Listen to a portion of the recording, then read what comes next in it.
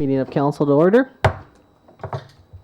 Recommendation that the regular meeting be suspended and the committee of the whole meeting be convened. Moved by Councillor Randhawa, seconded by Councillor Cunningham. All those in favor? Motion's carried. Okay, I'd like to call tonight's committee of the whole meeting to order. Recommendation that the agenda for the committee of the whole meeting of May 30th, 2016 be adopted as circulated. Moved by Councillor Niche, seconded by Councillor Randhawa. All those in favor? Motion's carried. Okay, as we have no one on the delegation list today, we'll take questions from the public, and you can come one at a time. Welcome, Ms. Starr. Thank you, Your Worship. Turn my mic on. Are we on for the record, Your Worship? Yes, that's correct. Have a seat. Okay, thank you. Can I just close this down a little bit? I get the glare from the Yeah, that's fine. from the gallery, and it distracts my view.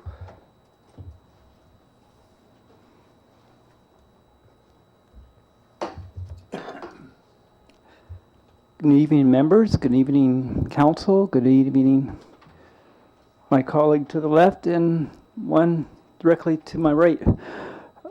I was just informed by His Worship as we were coming into chambers here in the House. We did not get the $125,000 as expected. I mean, it was a good effort, a good fight. I mean, For the McKay Street project. yes, for the McKay BCA Street. process, yeah. What happens next, Your Worship? So right now, there's been finalized, Transition Prince Rupert been finalizing the finances to get the design complete. And so they've been fundraising with local groups to get the design completed, which is estimated to be around $25,000.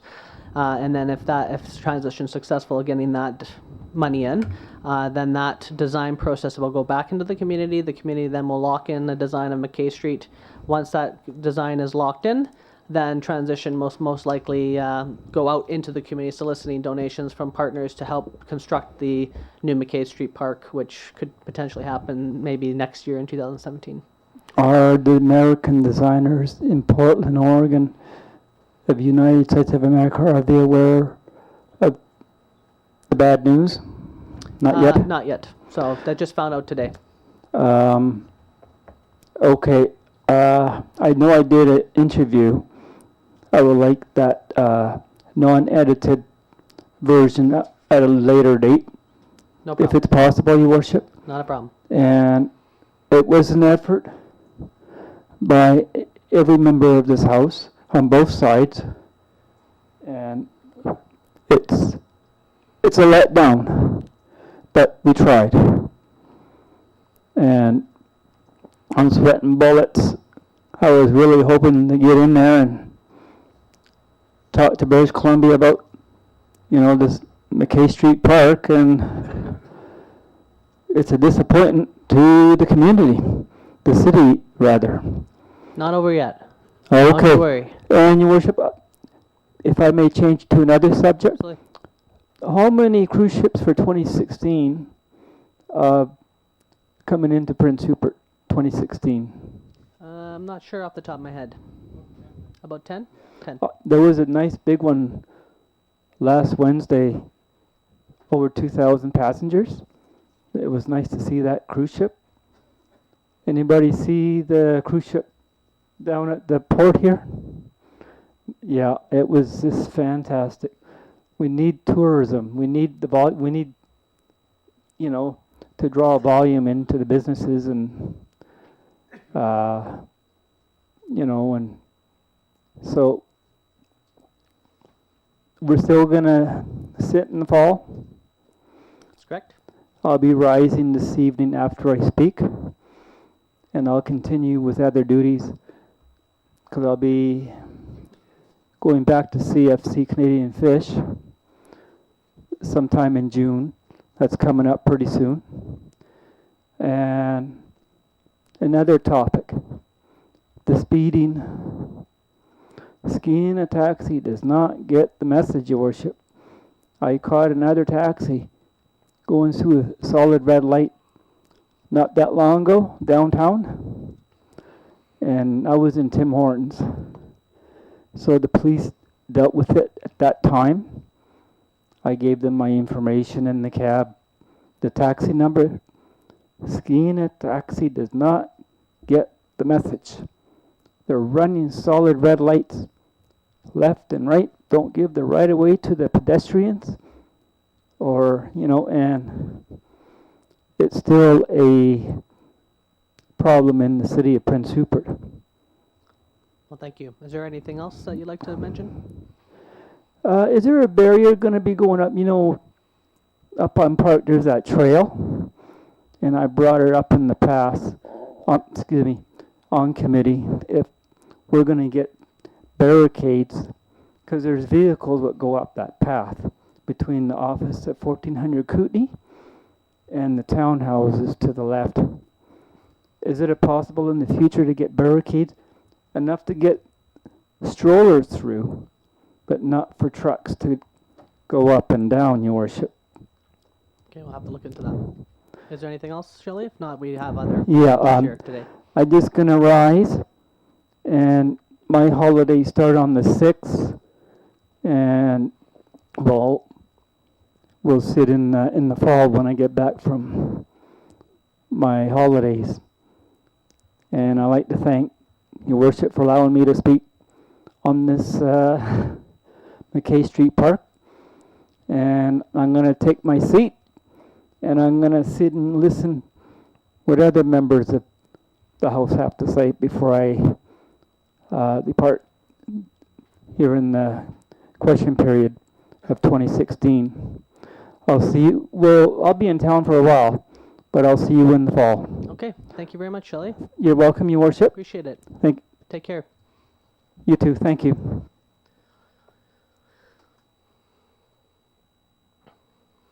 Okay, if there's other members of the public who'd like to come say a few words to council, please feel free.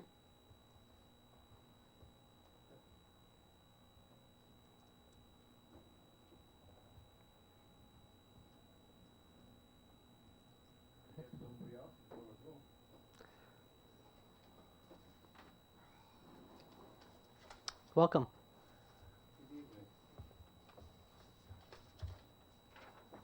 I'll do the same thing, distraction. Oh, Thank you, by the way, for the Fruitopia. I need the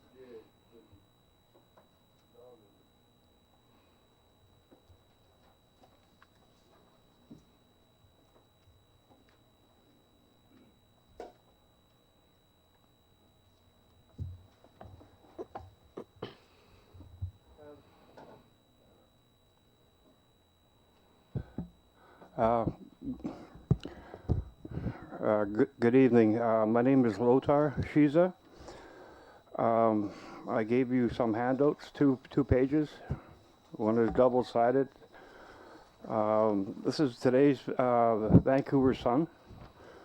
International plea pushes PM to veto Petronas project. LNG proposal called a massive source of greenhouse gas emissions. Now, before you can go further than that, you look at this other one.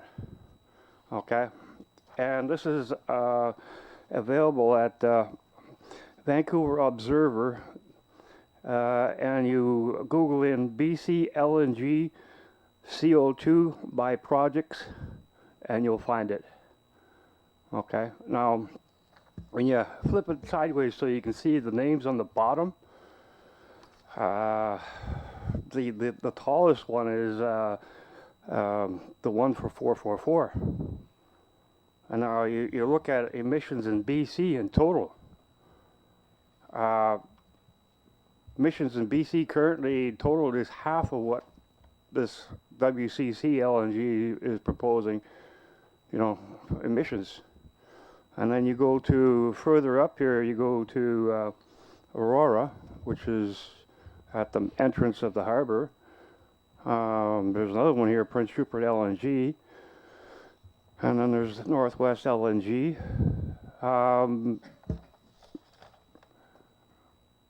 It don't look good. Now,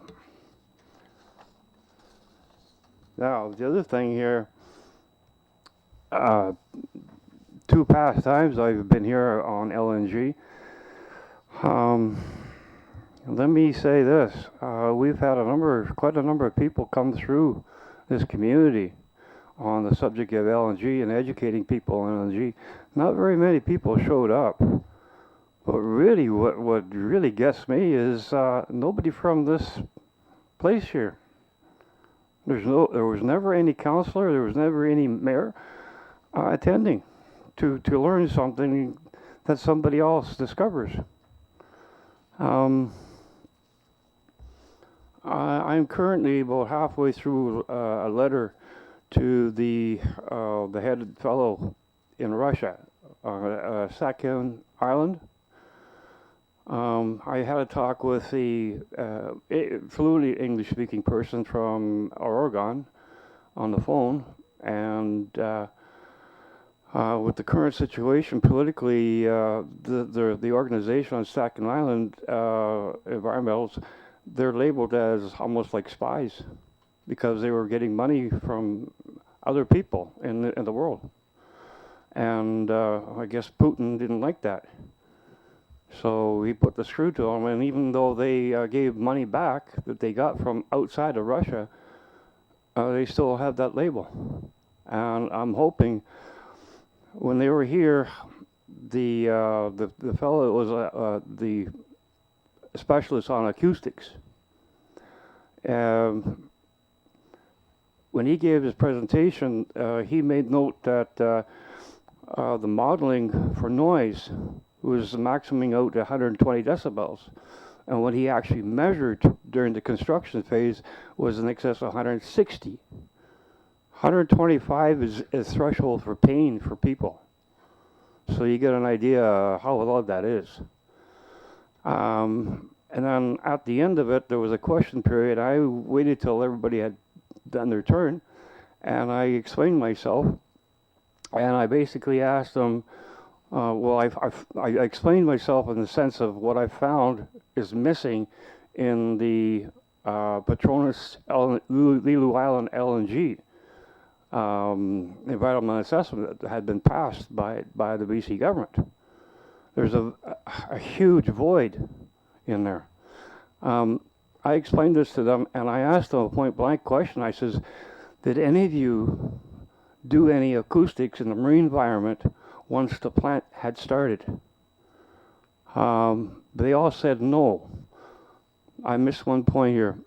In the environment assessment report under noise, there's no modeling of the plant and how would it relate to the environment and the water. But there is a whole list of equipment with corresponding noise levels. They start out at 80 decibels and goes up to 120. 120 is the compressors and the generators that drive the compressors. Now there's something called, in physics, it's a very simple thing, constructive destructive harmonics. Destructive harmonics is like you have on the headphones, noise cancellation. It takes a sample of the noise, inverts, inputs, and cancels out.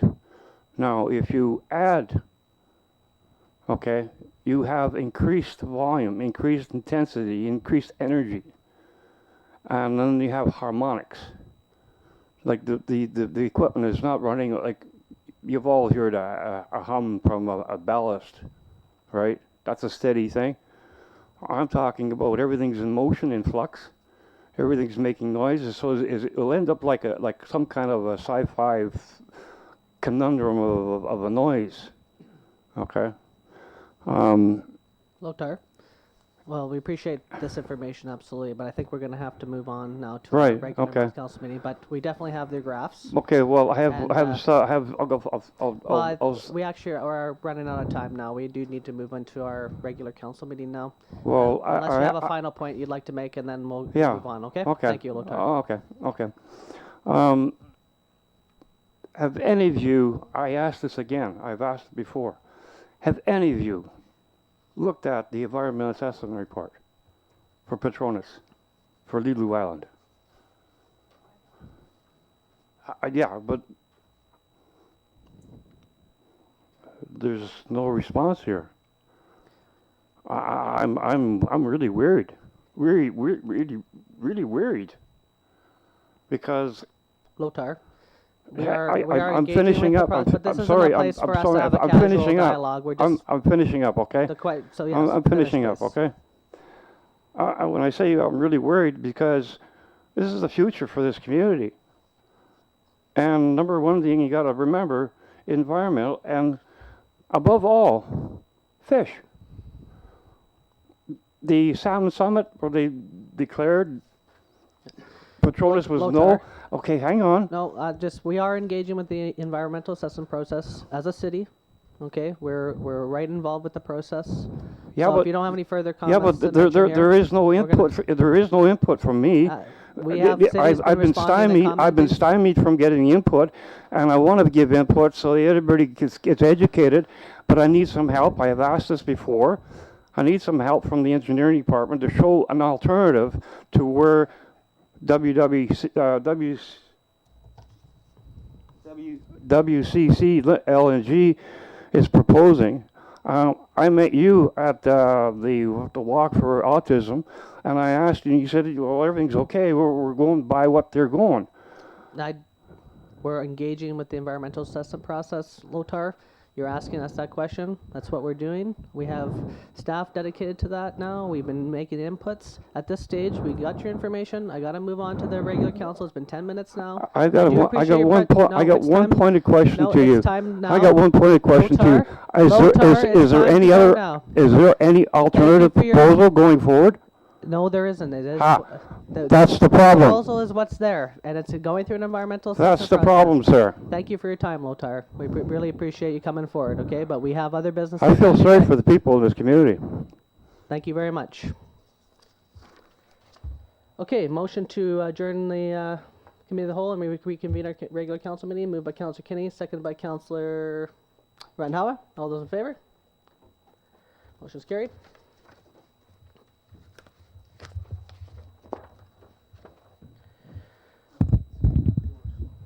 Thank you.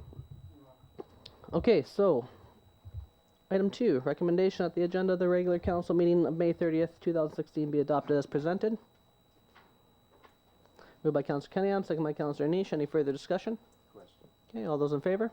Any opposed? Motion's carried. Item 3A, recommendation that the minutes of the special council meeting of May 9th, 2016 be adopted. Moved by Councillor Kinney, second by Councillor Niche. Any further discussion? All those in favor? Any opposed? Motion's carried. And item 3B, recommendation that the minutes of the regular council meeting of May 9th, 2016 be adopted. Moved by Councillor Kinney, or Niche, second by Councillor Cunningham.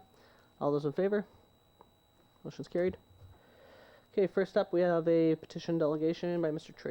Tracy Waldbauer, Conservation Officer, Mr. Ryan Gordon, Conservation Officer with the Conservation Officer for Services in Terrace, BC regarding the wolves in City of Prince Rupert. Welcome.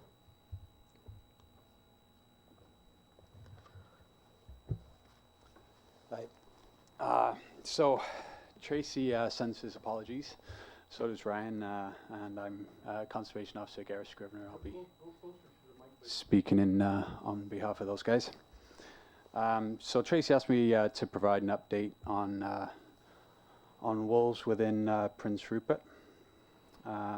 So it's following on from some of the issues we experienced in the springtime here in Prince Rupert. So I've been in this area for 8 years now, and it was, consistent with what we generally experience here, where we generally have a spike in sightings and problem behavior called in springtime, typically in Prince Rupert. So that was, kind of a normal year for us, I guess you could say. The wolves on Kyan Island, the wolf pack themselves, we don't have a problem with the wolf pack themselves. Seem to be displaying wild behavior. What we've been seeing typically is that individuals within the pack will cause problems within Prince Rupert at certain times in the year. So that's kind of the situation that we've been responding to with Prince Rupert.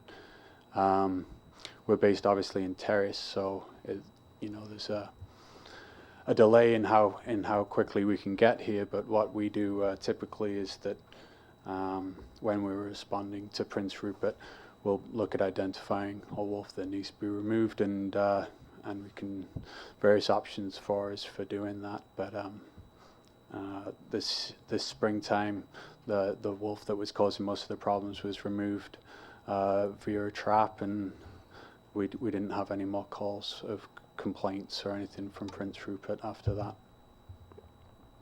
So I wasn't given a great deal of information in terms of what it was specifically that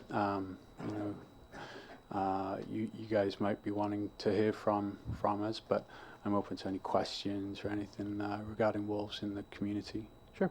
Questions from council? So Councillor Cunningham, then Councillor Kinney, and then... Hi, thanks for coming tonight. My question is, if you know there's a spike of wolf problems in the spring in Prince Rupert, and it's been pretty consistent over the years, why aren't you attending a little more regularly at that period of time? And this year there seemed to be a real spike in complaints, and I kept telling people to phone you guys, but they tend to phone council instead, and that's where it ends. But down along by Rona Building, along by the breakers, along the waterfront there, people tend to walk their dogs quite early in the morning, and with wolf habits, the end of the night ending and the end of their activity period ending, they're still out and about, and there was a few incidents reported to me where the wolves were quite bold. People actually had to grab their dog and hold on to it. In one situation, a woman luckily had a car go by, and she jumped into the car with her dog, with the wolf chasing them. And that's not normal wolf practice or wolf habits. And if they're getting that bold, then I'd like to see more of a presence in the spring if you guys are acknowledging that we have a spike in activity at that time. It's something that, would be a little more proactive instead of reactive. Yeah, certainly. Sorry, just the green button there. Thank you. Yeah, certainly we were attending Prince Rupert more often in the springtime for sure. The nature of what we do is we're a response agency similar to the RCMP or any other agency. Once people call things in, we will respond to them. Unfortunately, there's no way that we can be everywhere in our district at every time, so there's going to be a delay from when people call things in to when we can actually be boots on the ground in any one location. During the springtime, we were predominantly coming to Prince Rupert. We're based in Terrace. We're also responsible for Kitimat and the Nass Valley as well, so we weren't attending those locations as much to come to Prince Rupert for the wolf issues that you guys were experiencing here. And then that's typically what we do. If instances are not called into us, then it's harder for us to respond to them. So we again tell people to call us. If you guys are getting calls, you could refer them on either yourselves or just refer them to call to us. It's harder for us to pattern behavior without that information. So the more calls we get helps us identify problems and exactly how to respond. In most cases, it's an individual animal. It's not it's not the wolf pack themselves that's causing a problem, but individuals within that. And then it's a case of patterning where in the community they may be a problem and times and the best way to respond to that. That a city isn't the best location to be setting traps for wolves. There's some concerns with trapping other dogs and things like that. So it's certainly some constraints we have in terms of responding to them. It's a fairly densely populated community with areas that are not safe to be discharging firearms and that kind of thing. So, there's certainly limits in terms of the response options that we can have. But we attend, and it's, it can be a lot of officer hours to be coming over for sure. But, I think we were responding as best we could. Councillor Kinney, then Councillor Thurgoodson. Thank you for your presentation. What advice can you give the public to do if they encounter something like that? Right. I have some information here. I don't know if you want me to. Can I distribute it to you? Yeah, I could give it to the corporate administrator here.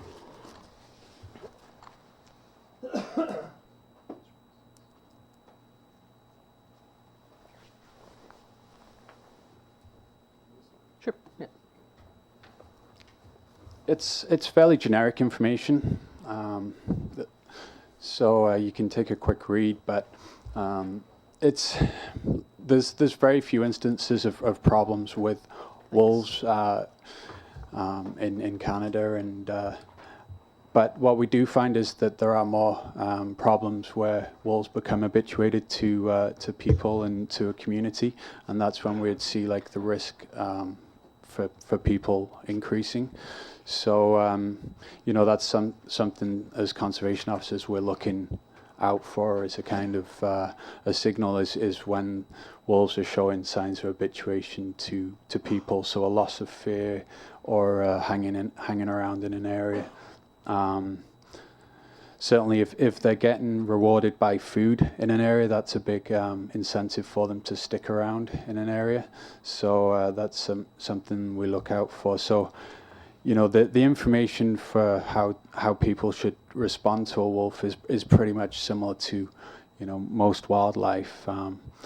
But if you take a quick read there, I mean, it does have some basic information in terms of how to respond.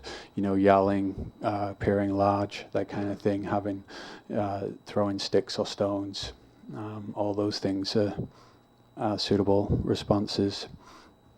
Something that I thought might be an option for city is to get that information out. I know some of the problems were on the whale walk down there, and so something that I thought maybe an option is to have a sign similar to you see at trailheads, where they have a kind of small covering over a sign, and to have some of the information that was passed out. So it could have some background information saying that wolves are, you know, there is a wolf pack on Kyan Island. Wolves are sometimes seen within Prince Rupert, within green spaces within Prince Rupert, and then pretty much verbatim having the information there on a sign for dog walkers might be something, at least then getting some information out to people and having them aware that sometimes wolves are in the area. Councillor Thorgelson? Yeah, I was wondering about traps, and I mean, I realize there's dogs, but there's not that many dogs running around loose in Prince Rupert, and I remember when my kids went to school, there were bear traps by almost all of the schools in town, and I was wondering why we aren't putting more wolf traps up in areas where there's a problem. You know, I think that maybe part of the issue is that we aren't people from Prince Rupert aren't contacting Terrace Conservation soon enough. The Conservation Services soon enough so that you can get a pattern. But I think that most of us in town know where that problem wolf was, and if we got a trap out sooner, I think there would have been less fear from the community. But there was definitely this year quite a bit of fear from the community. I mean, there was a video on YouTube of a wolf playing with a dog toy in somebody's backyard, right? So it's almost like if that was a usual thing, then a trap perhaps could have been set there. That's all I'm thinking is trying to maybe be a bit more proactive earlier in the season. And what would that take? Would that take more calls from people to Terrace, or what would it? Yeah, I mean, we can certainly look at options like that if people have locations where we could trap, for sure. I mean, that's going to help us having permission to trap in an area, for sure. I mean, we could certainly remove a wolf without too much problem. But what we try and do is actually specifically remove a problem individual that's causing the problem, and that takes a little bit more time and effort and actual planning. We know where wolves are moving through an area. We could certainly set traps in an area and have wolf carcasses, but that's not necessarily going to make the problems go away if we don't remove the right individual wolves. So, that kind of takes a little bit more time to pattern and to figure that kind of stuff out, exactly where that animal is, and to get some more information rather than just setting a trap on an area where they pass through. So, that's some of the constraints that we have when we're responding, is to try and justify why exactly we're removing an individual. And I mean, if people are able to call us and give us that information, that certainly helps us with looking at a specific location and a time for an individual. I want to make it clear that I wasn't suggesting you put traps around that were not anything but live traps. That's all. I mean, I don't want to see wolf carcasses. I don't want to see anybody's carcasses lying around town, right? So I was just suggesting live traps, not trapping traps that kill things. Okay, but as conservation officers, when we're responding to behavior, we're responding because there's been a problem with the behavior. So, live trapping or just relocation of problem animals is not something that we would be responding to. If something's requiring us to respond because we've got concerns about an animal's behavior, most of the time that animal will be removed because, for public safety concerns. So that would be, I'd certainly be looking to remove an animal if it's been a public safety issue. Last question, Councillor Cunningham. I know the manpower problems, but how large is the pack on Cane Island? Do you have any idea?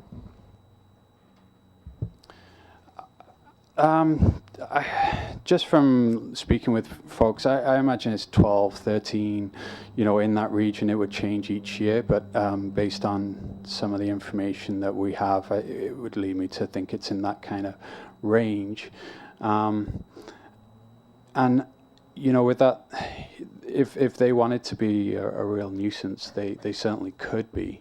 And so I think it's usually when there's one individual is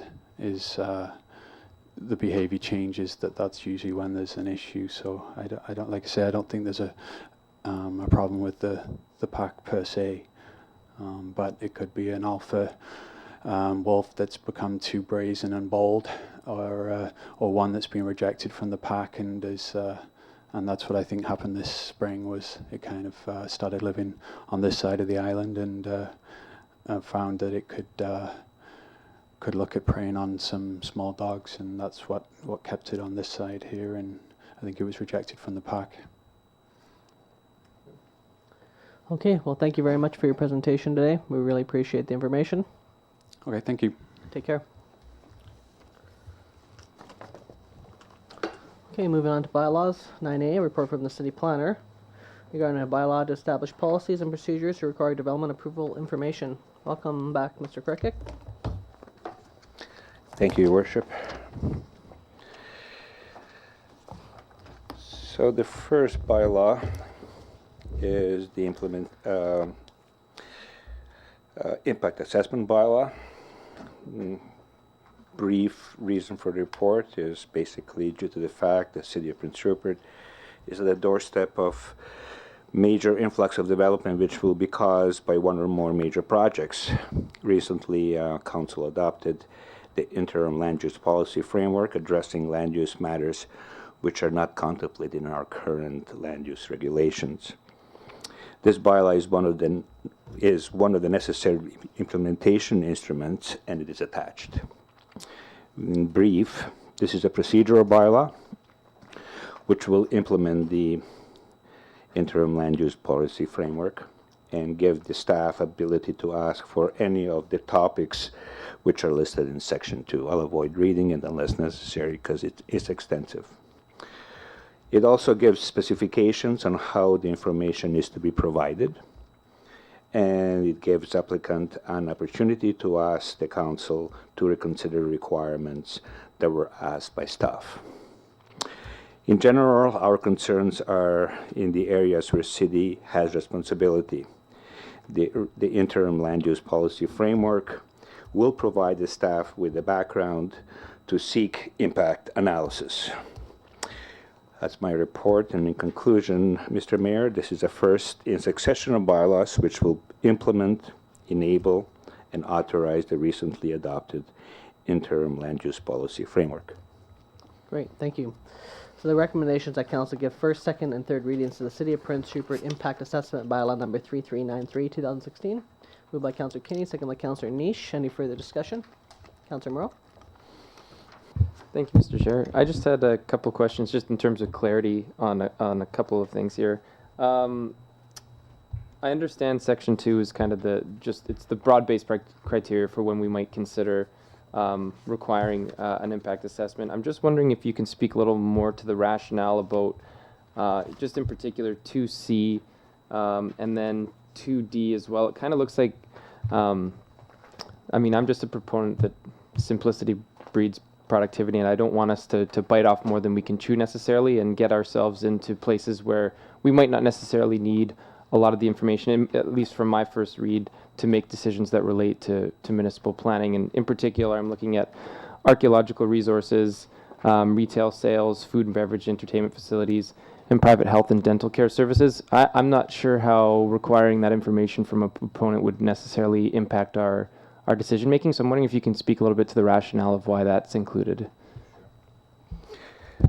In fact, at the first review of this bylaw, this section was much lengthier, include many more items. The conversation that I had with our legal advisor is, although some of the things that were removed, he wasn't necessarily keen that we remove it, as his opinion was, if it's in here, you don't necessarily have to ask for it. It just gives you the ability and the breadth to work with. Our guidelines, our framework is really our land use policy framework, and we are going to be dealing mostly with the land use matters. So based on that recommendation, I acquiesce to leave it in. Okay. Other questions? Councillor Cunningham? 12 and 13, it's a procedure apparatus to, if the developer isn't happy with the planner's process, he can come directly to council and address. This is regularly included in procedural bylaws. It's a section that allows the proponent, the applicant, the developer, as we would like to term them, the ability to ask the council to reconsider staff's recommendations. It is a basically sort of an element of the bylaws of this nature that provides democratic ability to discuss the matters. Thanks. Other questions? Okay, hearing none, I'd like to question. Okay, all those in favor? Any opposed? Motion's carried. 9B is regarding the official community plan amendment bylaw number 3394, 2016. Thank you, Your Worship. The recommendation. Oh, your microphone, Mr. Cricket. Thank you. Sorry.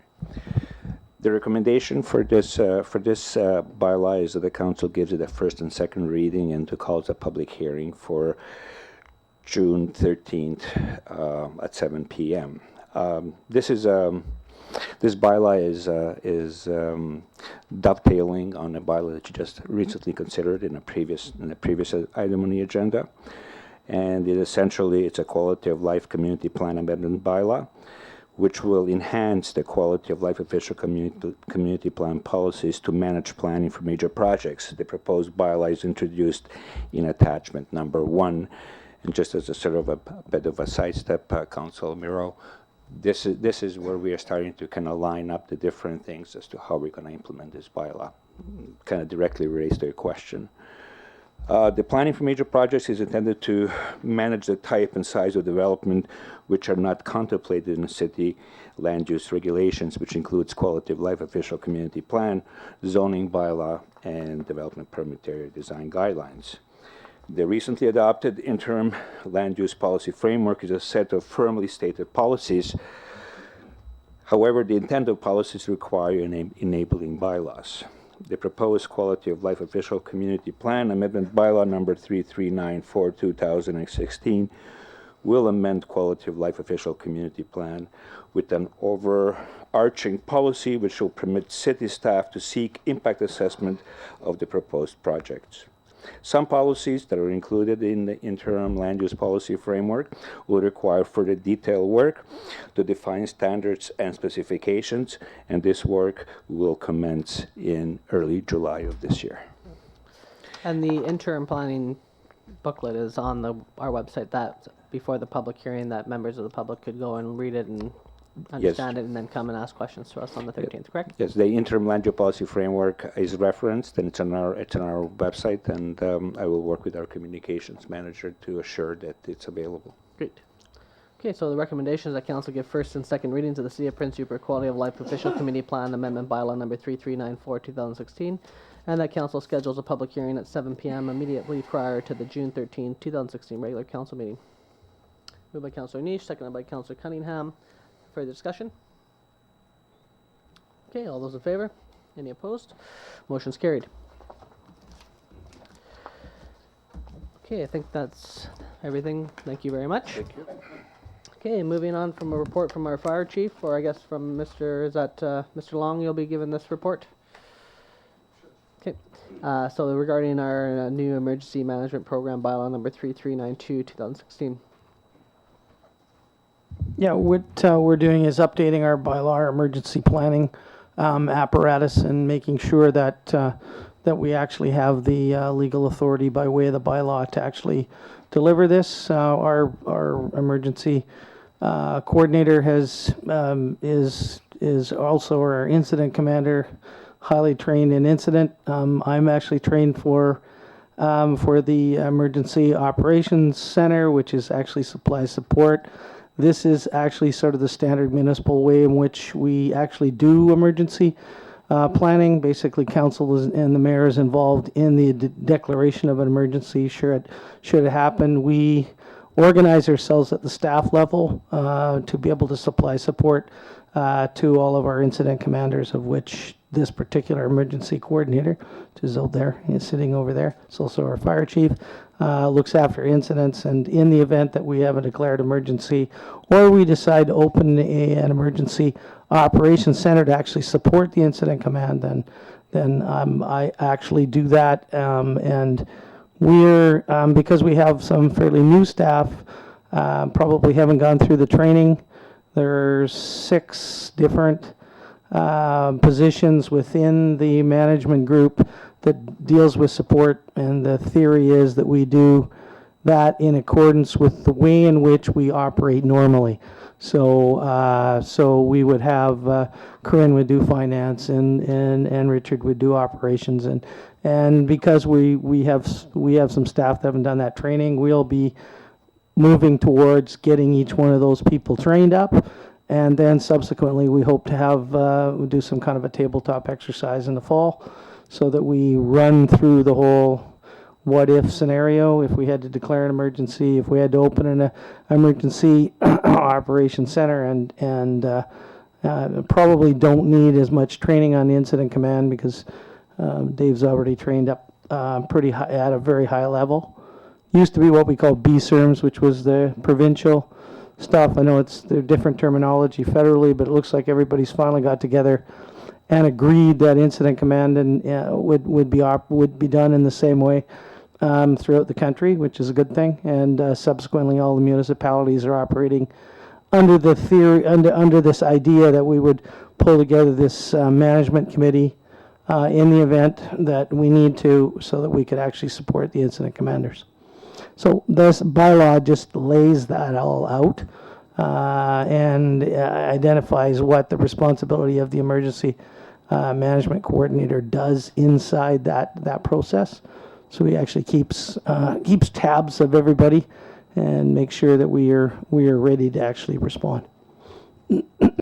Okay, so the recommendations that council give first, second, and third readings to the 2016 Emergency Management Program Bylaw number 3392/2016, and that the mayor appoint Dave McKenzie, the city's fire chief, as the city's emergency management coordinator. Moved by Councilor Randhawa, seconded by Councilor Moreau. Further discussion? Question, yeah. And that's on page 19, Emergency Management Program Committee. Councilor Thorkelson, could you use your mic? Sorry. Thank you.